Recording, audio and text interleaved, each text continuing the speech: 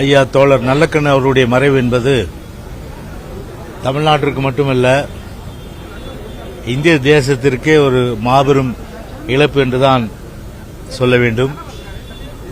குறிப்பாக அவர் சார்ந்திருக்கின்ற இயக்கம் கம்யூனிஸ்ட் கட்சியினுடைய இயக்கத்திற்கும் ஒரு பேரிழப்பாகும்.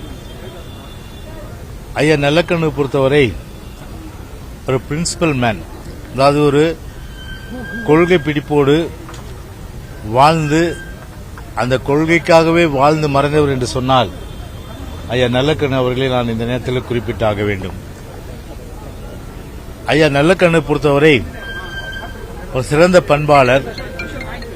அது மட்டுமல்லாமல் எப்போது அவரை பார்த்தாலும் ஒரு அன்பு கலந்த பாசத்தோடு பேசக்கூடிய, அதிர்ந்து பேசாதவர், கடுஞ்சொல் சொல்லாதவர், கோபத்தை எந்த நிலையிலும் சரி அவருடைய முகத்திலே பார்க்க முடியாது. ஒரு அன்பு கலந்த அந்த முகத்தை தான் பார்க்க முடியும். அது மட்டுமில்லாமல் இப்போது இருக்கின்ற பொதுவாக அரசியல் சார்ந்தவர்கள் பொதுவாகவே அவருடைய அந்த வாழ்க்கை முறையை நாம் உற்று பார்க்க போனால் இரண்டு விஷயங்கள் நாம் நிச்சயமாக தெரிந்து கொள்ளலாம். ஒன்று, அவர் எளிமையினுடைய சின்னம், எளிமையின் அடையாளம்.